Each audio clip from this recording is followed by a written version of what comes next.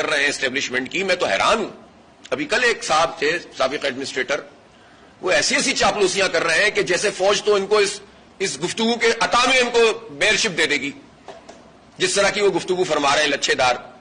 اور اتنے پاک فوج کے ہمدرد ہو گئی یہ پارٹی، اتنی زبردست ان کے اندر جو ہے وہ فوج کی اور اسٹیبلشمنٹ کی غیرت جاگ گئی ہے. ظاہر ہے نمبر سے تو پورے ہو نہیں رہے، تو جب نمبر پورے نہیں ہو رہے تو اب یہ چاہ رہے ہیں کہ میری اس بات سے شاید اسٹیبلشمنٹ خوش ہو جائے گی، کوئی ادارہ خوش ہو جائے گا اور اس خوشی کے انعام کے طور پر ہمیں جو ہے کچھ دے دیا جائے گا. تو میرا خیال ہے یہ کافی بے وقوفانہ سوچ ہے.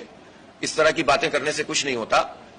27 دسمبر کو 2007 بی بی بے نظیر شہید ہوئی تھیں اور آپ کو پتا ہے کہ پورا پاکستان اس غم میں گیا تھا. ظاہر سی بات ہے کہ یہ ایک بہت بڑا سانحہ تھا. اور قاضی حسین احمد مرحوم اس وقت حیات تھے اور امیر جماعت تھے، وہ اور پروفیسر غفور صاحب، سید منور حسن صاحب، آل دا وے پتہ نہیں کہاں تھے، سب لوگ جمع ہو کر نوڈیرو پہنچے تھے. یہ ظاہر ہے سب شدید غم تھا. لیکن آپ مجھے بتائیں کہ اس دن جو املاک جلی تھی اس کا کوئی پوچھنے والا ہے؟ کراچی میں سینکڑوں نہیں ہزاروں گاڑیاں جلی تھیں. کراچی سے آپ ٹھٹا اور ٹھٹا سے لے کر پورا نیشنل ہائی وے تک پہنچ جائیں تو گاڑیاں ہی گاڑیاں جل رہی تھیں، فیکٹریاں جل گئی. مجھے یاد ہے، میں تو ظاہر ایک جاب ایک جس جگہ کرتا ہوں، لیکسن کی ایک فیکٹری تھی، پوری جلا دی تھی، لوٹ مار تھی، بینکوں پہ قبضے کر لیے تھے.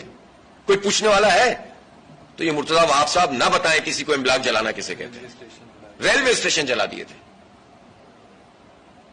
اور جس پارٹی کے ساتھ انہوں نے ہمیشہ حکومت بنائی اور اس وقت بھی حکومت میں، وہ ایک دن میں 60 70 بسیں جلاتی تھی اور انسان تو مرتے ہی تھے.